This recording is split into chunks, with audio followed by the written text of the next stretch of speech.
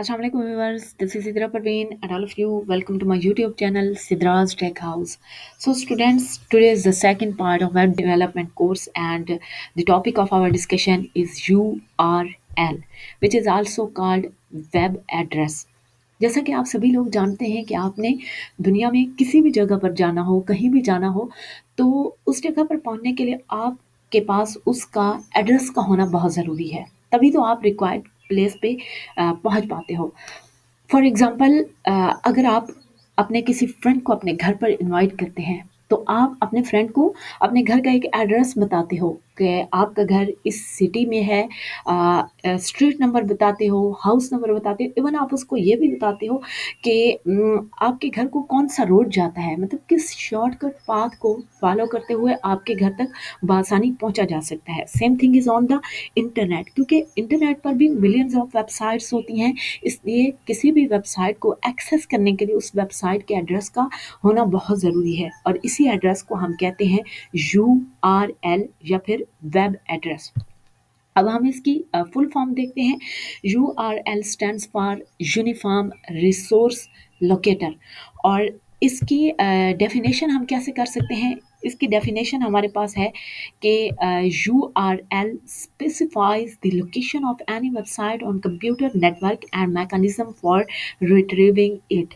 मतलब ये क्या करता है, किसी भी कंप्यूटर नेटवर्क पर किसी वेबसाइट की लोकेशन को स्पेसिफाई करता है, या फिर हम ये कह सकते हैं कि ये एक मैकेनिज्म है जिसके थ्रू हम किसी भी वेबसाइट को रिट्रीव कर सकते हैं, एक्सेस कर सकते हैं।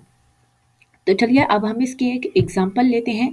यहाँ पर मैंने एक URL लिख रखा है जिसमें है https://www.abc.com.pk/student/home.php। अब इसके हमारे पास डिफरेंट पार्ट्स हैं। फर्स्ट पार्ट है हमारे पास HTTPS, जिसे हम प्रोटोकॉल कहते हैं, और जो सेकंड पार्ट है वो हमारे पास है www.abc.com.pk और इसको हम डोमेन नेम कहते हैं। अब जो थर्ड पार्ट है वो हमारे पास स्टूडेंट है और ये हमारी डायरेक्टरी का नेम होता है, मतलब नेम ऑफ फोल्डर, वो फोल्डर जहाँ पर हमारा वेब पेज जो है वो पड़ा है या फिर हमारी जो फाइल है वो पड़ी है। और home.php ये हमारी फाइल का नेम होता है या फिर इसे हम वेब पेज का नेम भी कह सकते हैं। अब इसमें हमारे पास जहाँ से student/home.php है, ये तो अब किसी भी वेब पेज को एक्सेस करने के लिए हम यूज़ करते हैं, मतलब जो वेब पेज का नेम होगा हम वो यहाँ पर लिखेंगे और उसके बाद जो हमारा डायरेक्टरी जो फोल्डर होगा हम वही लिख देंगे। लेकिन इसमें हमारे पास दो चीज़ें इंपॉर्टेंट है, एक है HTTPS मतलब प्रोटोकॉल, और जो इसका सेकंड पार्ट है वो हमारे पास है www.abc.com। तो अब हम इन्हीं को वन बाय वन डिस्कस करते हैं। जो इसका फर्स्ट पार्ट है वो है हमारे पास HTTPS। और HTTPS क्या है? ये एक प्रोटोकॉल है। अब प्रोटोकॉल क्या होता है? Protocol is a set of rules and regulation. मतलब प्रोटोकॉल ये डिफाइन करता है कि अगर इंटरनेट पर दो पीसीज के दरमियान कम्युनिकेशन हो रही है तो वो कम्युनिकेशन किन रूल्स एंड रेगुलेशंस के अकॉर्डिंग होगी, किन रूल्स को फॉलो करना है, कनेक्शन किस तरह से इस्टेब्लिश करना है, कम्युनिकेशन किस तरह से स्टार्ट करनी है, या फिर इंफॉर्मेशन को किस तरह से ट्रांसमिट करना है। HTTPS क्या है? ये है हमारे पास, इसका फुल फॉर्म है hyper text transfer protocol and S for secure. अब HTTPS ये एक प्रोटोकॉल है जो कि ये डिफाइन करता है कि वेब सर्वर से वेब पेजेस को किस तरह से ट्रांसमिट करना है, एंड एस फॉर सिक्योर मतलब ये कि इंटरनेट पर जब दो पीसेस के दरमियान कम्युनिकेशन हो रही है तो उसमें कोई अनऑथराइज्ड एंट्री ना हो, मतलब कोई थर्ड पार्टी जो है वो उसमें इन्वॉल्व ना हो, एंड टू एंड इंक्रिप्शन हो कम्युनिकेशन में। अब जो इसका हमारे पास सेकंड पार्ट है वो है हमारे पास www.abc.com.pk। अब इसके हमारे पास टू पार्ट्स हैं। पहला पार्ट है www और जो सेकंड पार्ट है इसका वो है हमारे पास abc.com.pk। अब इसमें हमारे पास www क्या है? ये स्टैंड फॉर है world wide web. It is the combination of all the resources and user on the internet using HTTP। अच्छा, मोस्टली लोगों के माइंड में एक कंफ्यूजन होती है कि इंटरनेट और www जो है वो दोनों सेम चीज़ें हैं। No, it is not true. www and internet are different from each other। हाँ, हम ये कह सकते हैं कि www is the part of internet। मतलब जो www है वो इंटरनेट के बगैर काम नहीं कर सकता, लेकिन अगर www ना हो तो इंटरनेट जो है वो काम कर सकता है। तो हम इसकी एक रियल लाइफ से एग्जांपल लेते हैं। फॉर एग्जांपल कि आपको अपने पीसी के लिए कोई एक कीबोर्ड परचेज़ करना है या फिर माउस परचेज़ करना है, ठीक है? तो आप ये परचेज़ करने के लिए कहाँ पे जाएँगे? एक कंप्यूटर शॉप पे जाएँगे, जहाँ पर पीसी से रिलेटेड सामान पड़ा है, मतलब कीबोर्ड है, माउस है, स्पीकर्स हैं, ठीक है?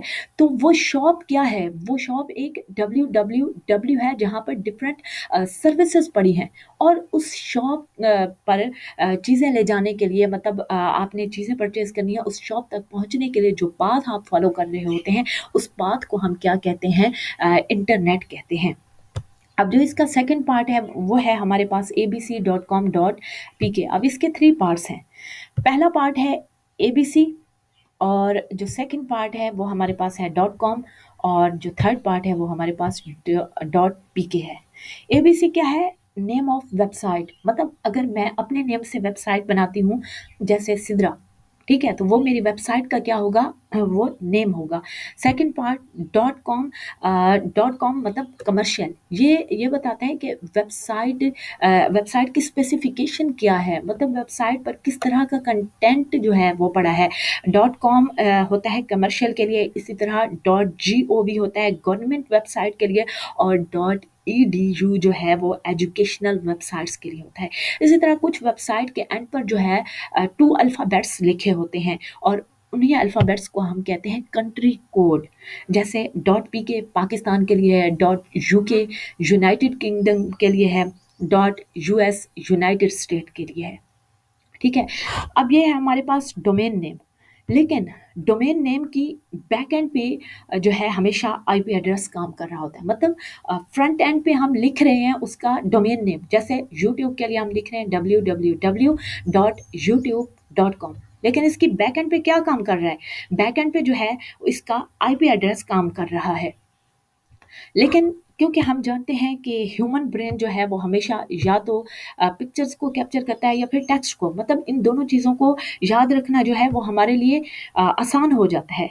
लेकिन आईपी एड्रेसेस हमेशा किस में होते हैं? नंबर्स में होते हैं, और इतनी ज़्यादा वेबसाइट्स का हम विज़िट कर रहे होते हैं, तो इतने ज़्यादा आईपी एड्रेसेस को याद रखना जो है हमारे लिए बहुत डिफ़िकल्ट हो जाता है।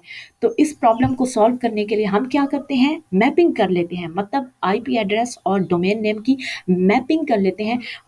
मतलब हम फ्रंट एंड पे डोमेन नेम लिख रहे होते हैं, लेकिन जब हमारी रिक्वेस्ट सर्वर पे जा रही होती है तो बैक एंड पे क्या काम कर रहा होता है? आईपी एड्रेस काम कर रहा होता है। तो स्टूडेंट्स, ये था हमारे पास यूआरएल का टॉपिक। अगर आपको इस टॉपिक से रिलेटेड कोई भी क्वेश्चन हो तो आप लोग कमेंट कर सकते हैं, लेकिन जाने से पहले मेरी आप सब लोगों से रिक्वेस्ट है कि please subscribe Sidhraj tech house, like and share my videos. Thank you so much and Allah Hafiz.